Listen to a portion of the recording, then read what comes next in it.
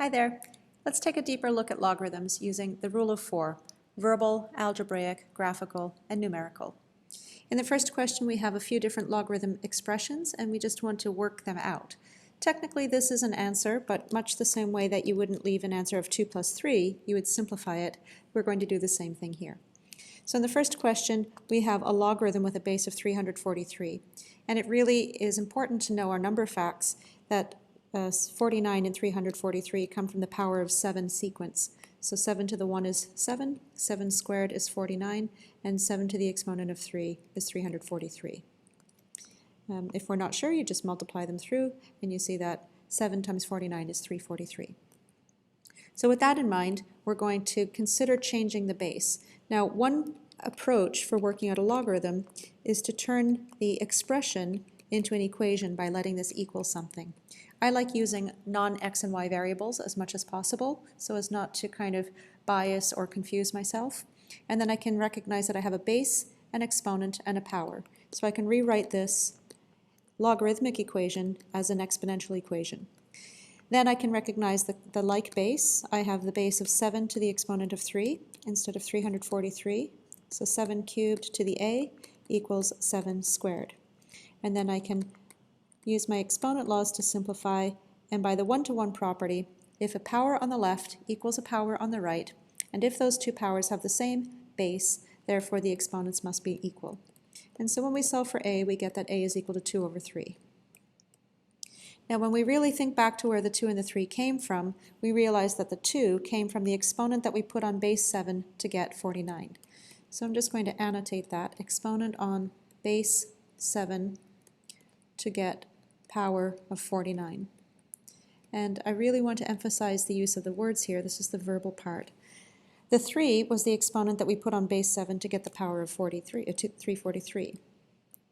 So exponent on base 7 to get power of 343. So we really want to make sure that we're not misusing the word power. We don't want to say 7 to the power 3. And another way of writing exponent on base 7 would be log base 7 to get the power of 49. So this notation is the shorthand notation for all of that verbal definition. And so we have log base 7 of 49 over log base 7 of 343. So we could have done that in one step by using the change of base formula. A, as we know, is equal to log base 343 of 49. And so we can apply the change of base formula, which says that as long as we choose any acceptable base, we can make a fraction of two logarithm expressions. And the 49, which is the power of the original expression, goes in the numerator, and the base of the original logarithm goes as the power of the denominator. So you could choose any base you want here. You can use base e, you could use base 10, you could use base 49, you could use base 343, as long as you're using the same base top and bottom, and as long as the base is an acceptable base, by which we mean between 0 and 1 or greater than 1. Now we can just take a quick look on the calculator to make sure we understand that those are all going to be the same. And so let's pull it up. We can work out log base 343 of 49 and just confirm the answer is 2/3. And we can make it a fraction using the change of base formula from the logarithmic perspective. Let's see if I can copy paste this one. Oh, I can. And so I liked the base of 7 because I recognized that 343 and 7 both belong to the power of 7 family. And I get 2/3, and I can just edit that and I can put in any base that I like. Base 10, base e, which is the ln, but I'm just going to type in base e for a minute.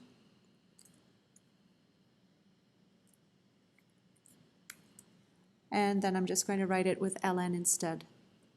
So ln of 49 divided by the ln of 343. That's the simplest way for me to type ln, natural logarithm, on my calculator. And so they're all equal to 2/3. So that's just a reminder of how the change of base formula will work for part A. Now let's take a look at part B. We're going to take a look at it from a couple of perspectives. We have 7 to the negative 7 log base 7. So this takes us back to the exponent law where we have a base to an exponent, otherwise known as a power, raised to another exponent. This is the third power of the second power of x. In other words, we call this the power of a power. To expand this, or to get rid of the brackets, we keep the base and multiply the exponents. But because 2 times 3 is the same as 3 times 2, I could reorganize like this, and then I could make the outer exponent a 2 and the inner exponent on x a 3. In other words, I could swap the inner and the outer exponents. And in order to condense this, I multiply the exponents. Of course, this would be equal to x to the 6. Believe it or not, this part B is a similar type of rule. We have 7 to the negative log base 7 of 5. And it begs just working with a similar question, 7 to the log base 7 of 5, which we can see would be 7 to the of log base 7 of 5. And so this just comes back to our inverse function property, f of f inverse of x. These would undo each other, and we would get just x. So raised to the, or exponentiation, and log are inverse functions, just like adding and subtracting are inverses, or multiplying and dividing are inverses. But just like if I had x plus 3 and then subtract 2, just because I have adding and subtracting doesn't mean that they undo each other. The number part has to be the same. So in this case, not only do I have exponentiation logarithmication, but the 7 is the number associated with those functions. So they're inverses, and my answer would just be 5. So this is just equal to 5. But with this negative here, I don't quite have this expression. So I'm going to recognize that this is a negative 1 multiplied by log base 7 of 5. I'm just going to rewrite it, 7 to the negative 1 times log base 7 of 5 in green. So this becomes very much like the x to the 2 to the 3, where I have the 2 and the 3 here. And so I have the option to put one exponent inside and one exponent outside with the base, one inside with the base and one outside. So I'm going to recognize that 7 to the log base 7 will cancel, and I want to put the green exponent, which could have been, for example, the 3, instead of the red exponent of the 2. I could put the green exponent on the inside, and then the red exponent on the outside. Now everything inside the brackets is this, and this is equal to 5, all to the exponent of negative 1, which is equal to 1/5. So that's one approach to answer this question. Another approach is to recognize a different logarithm law, and that different logarithm law says if I have n times log base b of p, this is really saying I'm multiplying two things. This is an exponent, this is also an exponent, and it's an exponent that we can bring up. Instead of being a coefficient, we can bring it up as an exponent on p.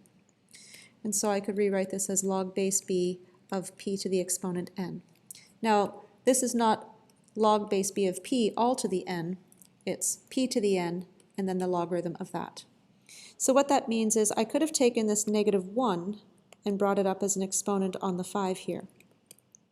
Had I done this, I would have 7 to the log base 7 of 5 to the negative 1. Now, keeping in mind that I work out 5 to the negative 1 first, that gives me 1/5 in the brackets. So then I have 7 to the log base 7 of 1/5, and by the inverse nature here, 7 to the and log base 7 cancel, leaving me again with 1/5. So there we have two different approaches for that same question. Hopefully it makes the logarithm laws kind of fit together like a puzzle where there's only one solution.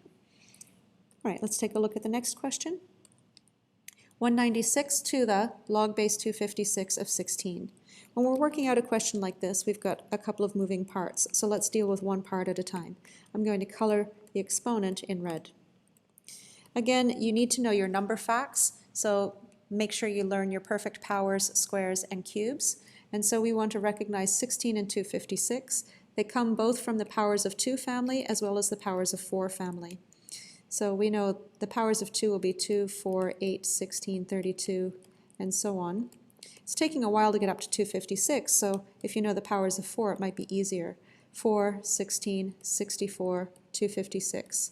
These are just every second power of 2. So 4, 16, 32, 64, 128, 256, and so on. And of course the reason for that is that 4 is just 2 squared. So this exponent of 2 is why we're skipping and doing every second power. Okay, so we can work out this red exponent. It's the exponent on base 196, and when we simplify it, we can tidy it up by using a change of base formula. So I would like to change the base from 256 to, let's say, the base of 4, because both 16 and 256 belong to the base 4 family. Now, it's also true that there's another base we could think of, but we'll talk about that in a minute. If we make this log base 4 in the top and the bottom, then the power of 16 goes in the top, and we have the power of 256 in the bottom. And we ask ourselves, what is the exponent on the base of 4 to get the power of 16? And that exponent is 2. And then in the denominator, what is the exponent on the base of 4 to get the power of 256? Well, 4 to the exponent 4 would give us 256. And so this is equal to 1/2. There's also another power, or base rather, that 16 and 256 have in common.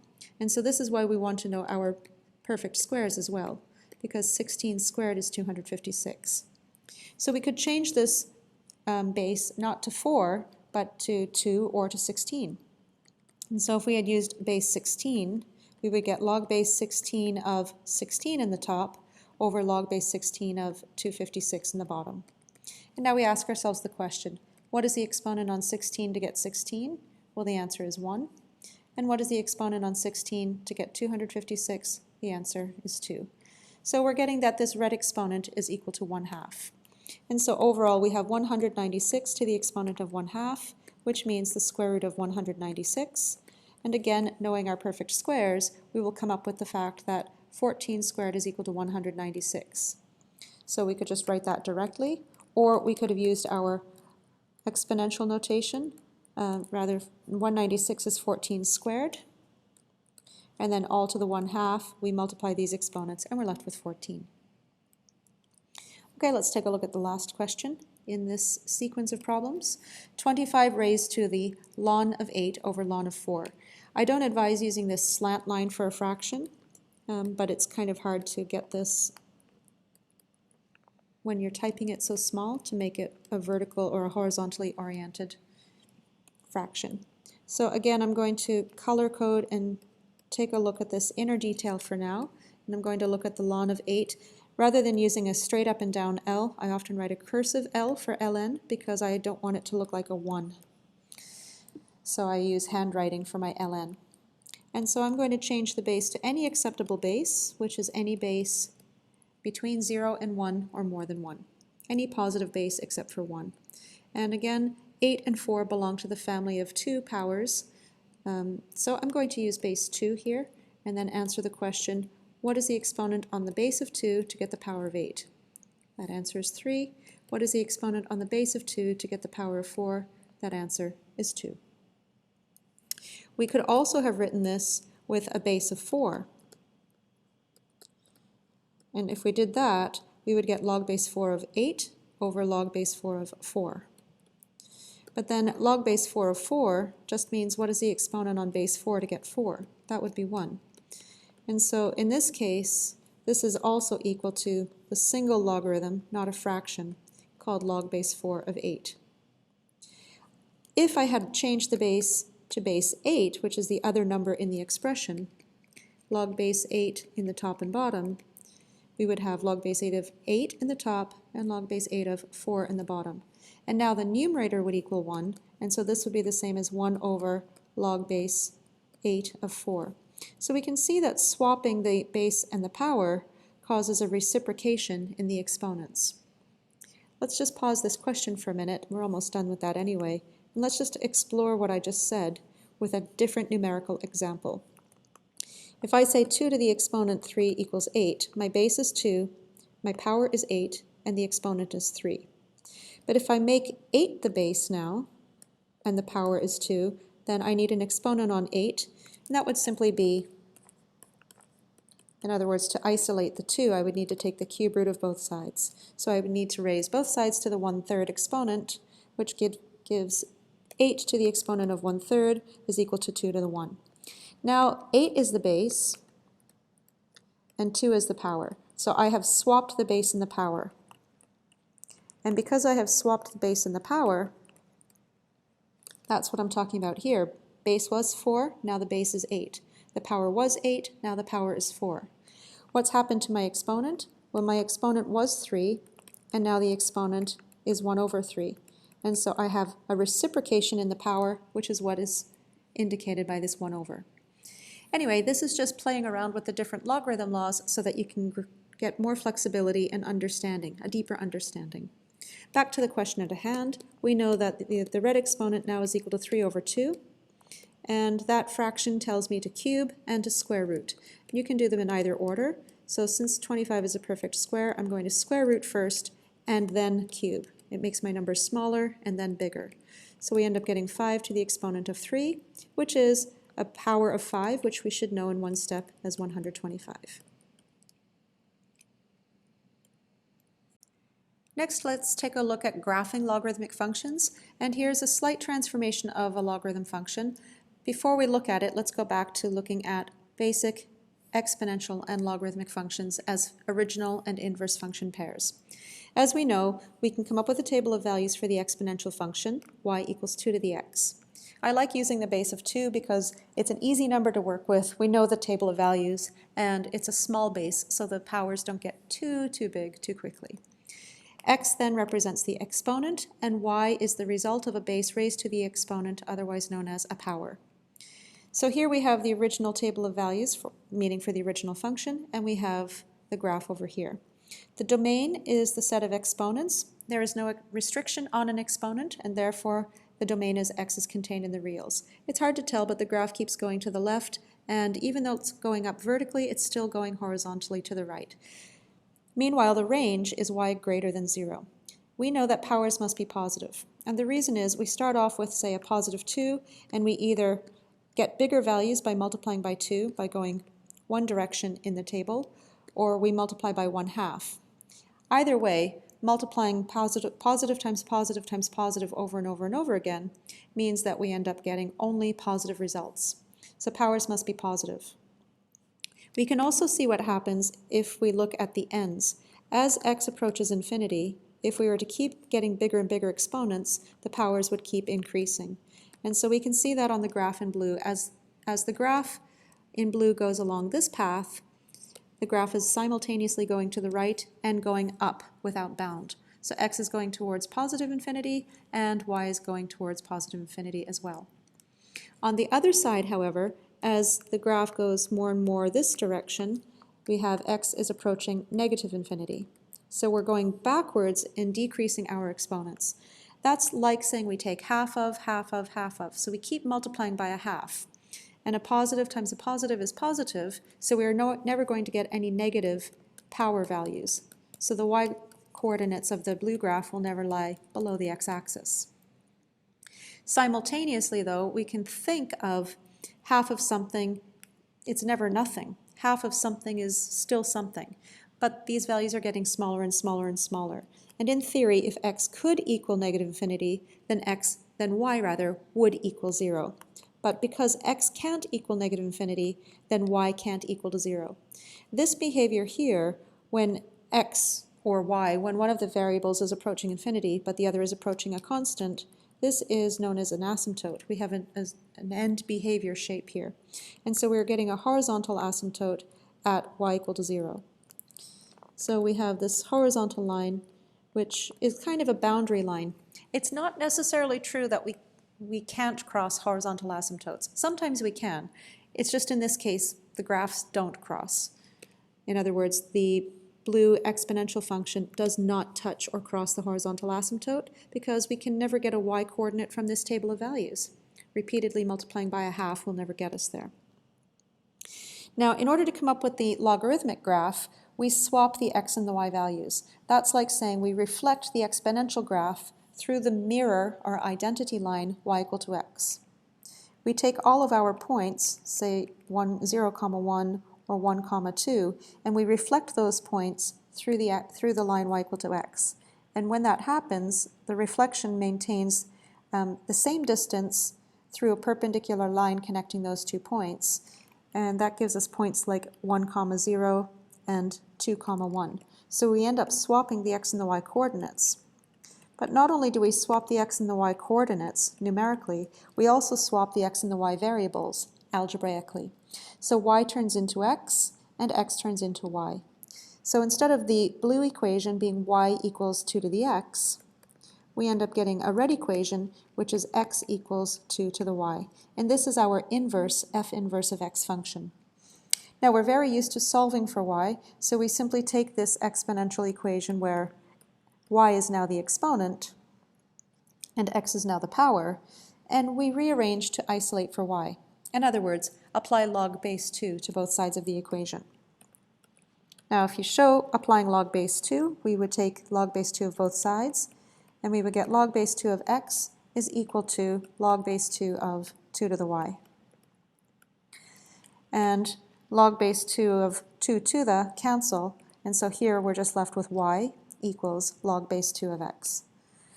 In other words, we have just taken our exponential version in red and we have converted it or rearranged to log form in red. So you can either say that the inverse function is x equals 2 to the y or y equals log base 2 of x. If this notation is still a bit unfamiliar or less practiced for you, you can rearrange to the more familiar exponential notation. But this x equal 2 to the y is not the same as the blue y equals 2 to the x. They are both in exponential form, but in the blue case, x represents the exponent and y represents the power. Meanwhile, in the red case, x now represents the output of a base to an exponent. So x is the power and y is the exponent. So with all of that in mind, let's just take a look at one last thing. If we come up with the domain of the original graph, the domain of the original graph was the set of exponents. We change x to y when we swap through or reflect through the line y equals x, and the domain of the original becomes the range. Y greater than or contained in the reals turns into the range for the inverse graph. Meanwhile, the range of the original said y is greater than 0, which means that we swap the y for x, and that gets x greater than 0. And so we end up with our domain restriction for the inverse graph. Okay, well let's just talk about the end behavior here. Swapping every x and y, this would say for the inverse, as y approaches infinity, x approaches infinity. So we're just going to swap these colors and write them over here. We're also going to swap this y with x, and we're going to then change the word horizontal to the word vertical. So we end up getting, as y approaches infinity, x approaches infinity. I'm going to put that one first. As x approaches infinity, y approaches infinity. So let's look on this graph. As x goes to the right, y goes up. It's just getting higher and higher very slowly, at a very slow rate, because it's the inverse graph of a graph that gets very tall very quickly. So this graph is very flat, it doesn't get very tall very quickly. And then the second bit of end behavior information says as y approaches negative infinity, x approaches 0. Well, I'm just going to put the x bit first. As x approaches 0, y approaches negative infinity. And so x approaching 0, this is the line x equal to 0. And as the graph goes more and more towards the left, heading towards the y-axis, the y-coordinates are going down. And so that's encapsulated by this information here. And so lastly, we have a vertical asymptote at x equal to 0. So we had a horizontal asymptote for the original graph that is reflected through this mirror line to become a vertical asymptote for the inverse graph. Okay, there is one last thing that I want to point out. And we know that we can only have positive powers, and in the case of the red logarithmic graph, the positive powers are lying to the right of the y-axis. This region over here would be powers less than 0. This region, as we said, where the red graph lives, is powers greater than 0. All the powers are the x values. And then the boundary between powers less than 0 and greater than 0 is powers equal to 0. And that ends up giving us the either horizontal asymptote for the exponential case or the vertical asymptote for the logarithmic case. So now let's just take a look at the actual question here, where we have a function and some analysis to do on it. Here we have the function f of x equals log base 2 of 2 minus x, and to find the value of y when x equals 2, we substitute 2 into the function. We get log base 2 of 2 minus 2, which is 0. Now this is an undefined value, but specifically we're saying the power is equal to 0, and therefore for this logarithmic graph we are going to have a vertical asymptote. And we're going to have this vertical asymptote at whatever coordinate for x that made the power equal to 0. In other words, we have a vertical asymptote at x equal to 2. So when we think about the domain of f, we start with powers must be positive because the domain, the input is the set of powers, and the output, the y value, is the exponent.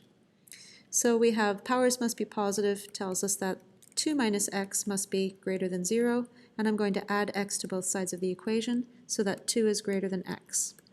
And I like writing x first, so that says x is less than 2. So x equal to 2 is the boundary line between x less than 2 and x greater than 2, and that's where our vertical asymptote will be. So we're going to come up with the graph of f, and we're going to use that as a guideline. So I'll first plot x equal to 2 as a dashed or a dotted line to represent the vertical asymptote. And we're used to the logarithmic graph going to the right, but because of the transformations we have in here with the multiplying by a negative, we've got a reflection. So our domain, the x values that produce valid y coordinates on the graph, will be to the left of that, x equal to 2. So this region will correspond to powers greater than 0, which is where we want the graph to live. And over here, this corresponds to powers less than 0. And we don't want any negative powers, so we won't have any graph lying over here. And of course, this is our vertical asymptote at x equal to 2, but that corresponded with the power being equal to 0. So whenever you want to get the vertical asymptote for a log graph, you take the power, you set it equal to 0, and you solve for x. Now we can find some other points, and we could just work out the x-intercepts and the y-intercept. We know that the x-intercept is when y equals 0, and we know that the y-intercept is when x is equal to 0. We want to come up with the intercepts and 2 other points. So I'm going to look at another way of working out the coordinates for some points. I'm going to call this y, and we have log base 2 of 2 minus x. I'm actually going to rearrange that equation from log form into exponential form. So I will get base to the exponent equals power. So 2 to the y equals 2 minus x. So my power is 2 minus x. X is a part of the power, but it's not the entire power. But I want to be able to come up with some values for the table, so I want to be able to substitute in for x and find y, or in this case, I think it'll be easier to substitute for y and solve for x. So I'm going to rearrange this equation to solve for x. I'll add x to both sides, and then I will subtract 2 to the y. So now I know another way of writing this equation is that x is equal to 2 minus 2 to the y. It'll be very easy for me to pick any of my unrestricted exponent values for y and work out values for x. So I might actually even make a table of values here. Making a table of values, we get x, which is equal to 2 minus 2 to the y, and my y coordinates. So I might just pick 0, 1, 2, 3 for my y coordinates, substitute those in, and solve for x. So when y is equal to 0, we get 2 minus 2 to the 0, which is 2 minus 1, which is 1. So I get the point 1, 0, which does indeed lie in this open space. It's not in the blocked region. When y is equal to 1, x is going to be 2 minus 2 to the 1, which is going to be 2 minus 2, which is 0. And it turns out that I found the x and the y-intercepts quite by chance, but we're also going to make sure we can solve for them without trial and error or plugging and chugging. When y is equal to 2, x is going to be 2 minus 2 squared, which is 2 minus 4, which is negative 2. And then y equal to 3 gives us 2 minus 2 cubed, which is 2 minus 8, which gives me an x-coordinate of negative 6. So negative 2, 2. The y-coordinates are just going up by 1, and then the x-coordinates are going further over. So 2 for negative 6, 3. Let's get another point over here. We're starting to see the shape of the graph, and let's just find another y value that's down another height. So let's go to y is -1, and 2 minus 2 to the -1 is going to be 2 minus a half, which is 1.5 or 3/2. So x equal to 3/2 is still in the domain, and we end up getting this point here. So we're seeing the nice curvature, and we can follow along to the vertical asymptote. So let's just make sure that we can work out the x and the y-intercepts by hand and not just by making a table of values and coincidentally finding those points. So if we take our equation, we substitute y with 0. Our equation we could use either in the form that we've just come up with, or we could go back to the original statement of the equation. Since I'm solving for x, I'm going to use the version of the equation which has x isolated. And so x is equal to 2 minus 2 to the 0, which is 2 minus 1, which is 2. Had I done it from the other version, I'll do that in red, I would have said that 0 is equal to log base 2 of 2 minus x. Then I would rearrange to exponential form. 2 to the 0 equals 2 minus x, which says that 1 equals 2 minus x. And then I'm going to add x and subtract 1 from both sides, so x is equal to 1. So I get that point from a number of different ways. Let's do the same thing working out the y-intercept now. So for the y-intercept, we are going to intersect the graph with the y-axis, and the y-axis has an equation of x equal to 0. So now to get the y-intercept, I substitute x equal to 0. So I'm going to go to the version of the equation which already has y isolated, and log base 2 of 2 minus 0 is log base 2 of 2. And by the meaning of logarithm, this says what is the exponent on base 2 to get power 2, and the exponent I need is 1. And so that gave me the 0, 1 ordered pair that I saw here. Let's see what else there is to do. It says to plot 2 other points in any asymptotes. So we've actually got all of that information. We can just label the coordinates beside the points. We've got more than enough points, but it's good to be able to understand how the numbers work together with the algebra. And then it comes along and it says to evaluate as x approaches 2. Now this little superscript of negative means from the left side. And that's very convenient because the graph only lives on the left side of this vertical asymptote. And so as we trace along this graph, x gets closer and closer to the vertical asymptote, and the y-coordinates are going down towards -infinity.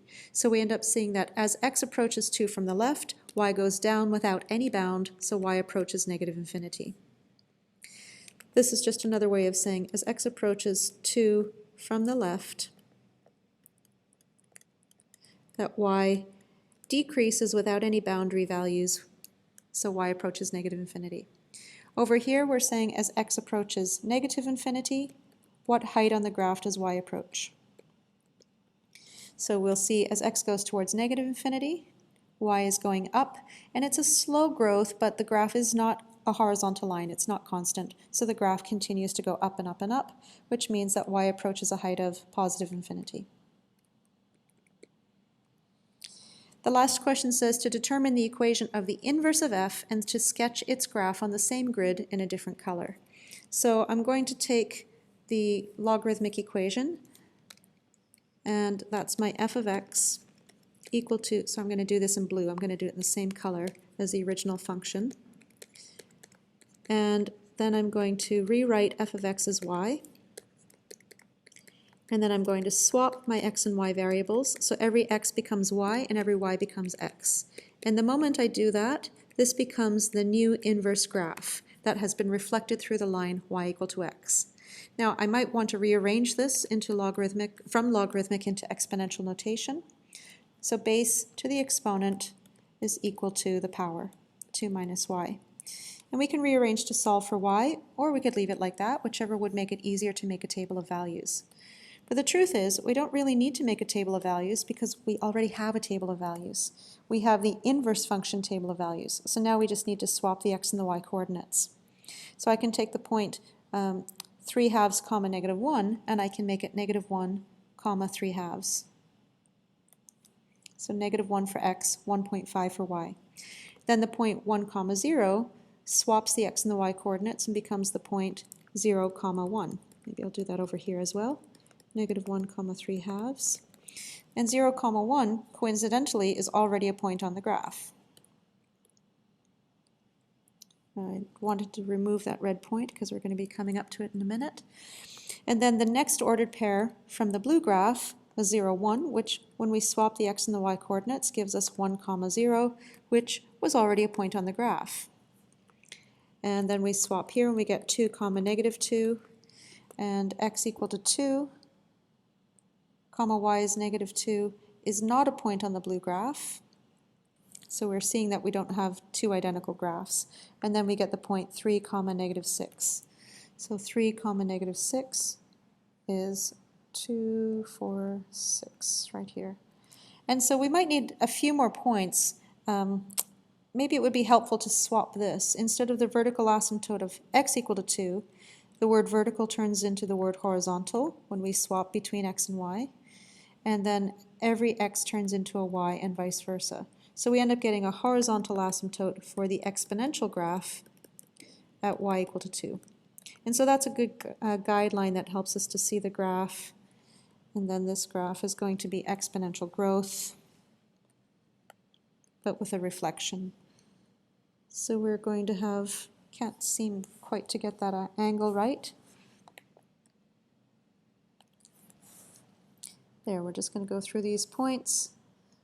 And what we end up seeing is that the two graphs are indeed mirror images of one another through the mirror line of y equal to x. So if we were to fold on top of a straight line here, this doesn't look very straight. So if we straighten that out, then the blue graph, if the blue graph were in wet paint and we folded it, it would land where the red graph is. Okay, I think that's it for this question.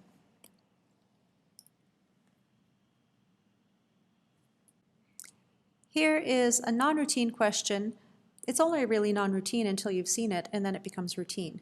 But it's a really nice question because it doesn't look like much of a word problem, but there's a lot to it. So we want to find out what it is we're solving for. So here we're solving for something, given something. And this is a great starting point for many of the problems that we have.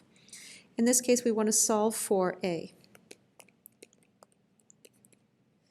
And we notice that a shows up in this f of x function, so that's something that we're given.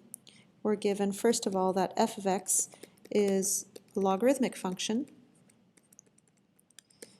And we are also given a second piece of information that says f inverse of negative 1/2 is equal to root 2. So this is my f function. I'm going to make that blue information, and this is an f inverse function. I'm going to just write it in a different color, similar to what we just saw with that graph. This function notation tells me that I have a point on the f inverse graph, and the x-coordinate is negative 1/2 and the y-coordinate is root 2. Well, if a point on the red graph is this, then a point on the mirror image through the y equals x line would be swapping the x and the y coordinates. So we know that a point on the f graph is located at, we simply swap the x and the y. So the x coordinate is root 2 and the y coordinate is negative 1/2. Now from here, we don't really need the red information anymore because we've kind of translated that into blue function or blue graph information.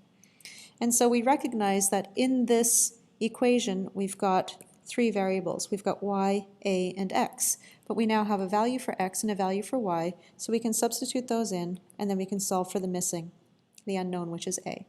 So let's substitute x comma y equal to root 2 comma negative 1/2 into equation 1. And so the y value is negative 1/2.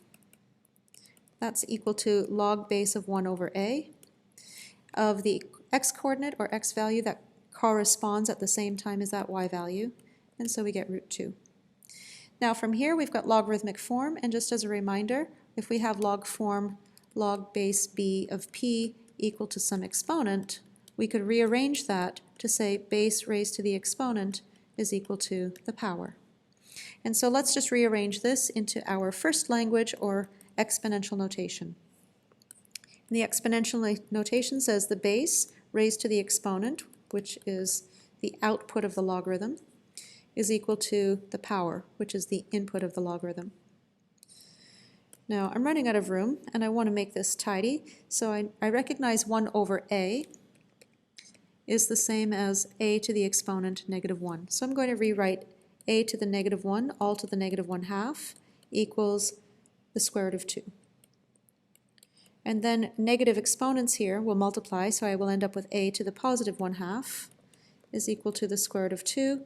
And then in order to undo raising to the exponent of 1/2, or the square root of a, I would square, and if I do something to one side, I do it to the other. So when all is said and done, I get that a is equal to 2. And that's the final answer for this non-routine question, which has a lot of little pieces, but one step at a time can lead us to the right answer. Okay, so hopefully you've paused the video. If you haven't, pause it now and try to find my mistake. Let's take a look back. The best way to find your mistake is to start fresh and do it again, because sometimes when we read what we've written already, we tend to believe it. I happen to have found my mistake though, so I'm just going to go through and see that I worked out 2 squared, and I knew it was 4. I think I called it 4, but either I didn't and I just saw 2, or I saw 4 and I knew that 6 minus 4 was 2. Either way, I had a 4 in my head and I wrote a 4 here instead of writing what 6 minus 4 is, which should be a 2. So right there in that spot, I should have a 2 instead.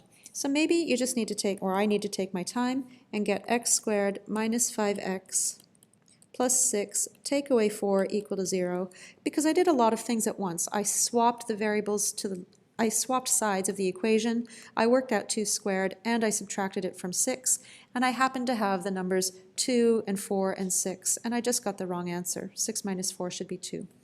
So instead of this quadratic equation, the one that I had here, I have to solve x squared minus 5x plus 4. So let me try that.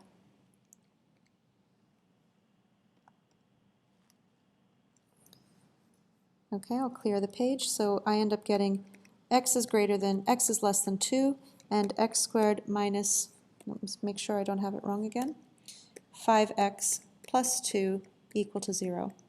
This is not going to factor, and if you want to do a quick double check, the quadratic discriminant allows us to see if we can factor or not. If the quadratic discriminant is a perfect square, that means coming out of the square root we would have a perfect square and we wouldn't have any square roots, so we could factor.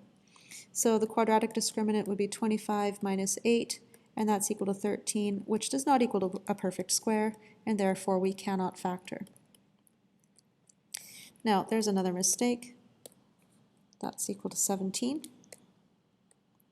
It's still not a perfect square, so we can't factor. So I'm going to go ahead and use the quadratic formula, which says x equals negative b plus or minus the square root of the discriminant, which I'm not going to put all the way in there again because I already worked out this discriminant, all divided by 2a. So I get negative times negative 5 plus or minus the square root of 17, all divided by 2 times 1, which is 2. And so we have 5 minus the square root of 17 over 2, or 5 plus the square root of 17 over 2. Now we have to make sure that these values lie in the domain, so these x values have to be less than 2. To get a sense of it, we could approximate the square root of 17. We know that 17 lies between the perfect squares of 16 and 25, and therefore the square root of 17 is going to lie between 4 and 5. So this is 4 point something, and 5 minus 4 point something is point something, divided by 2 is still point something. So that is less than 2. So this one looks okay. You can check it again with your calculator. Meanwhile, over here, we have 5 plus 4 point something, which is 9 point something, and 9 point something divided by 2 is more than 4, which is not within the domain. So this root is extraneous. So it looks like we have only one solution to this equation, which is 5 minus root 17 over 2. And there you have it, making sure that we checked the domain at the very beginning before we condensed using logarithm laws. This is the key and the thing that you can't overlook for this kind of question. There you have lots of variation in logarithm laws, but the key really lies down or boils down to base, exponent, and power. Making sure that you know what is what and you can rearrange to the alternate form if it makes it easy for you is a great strategy.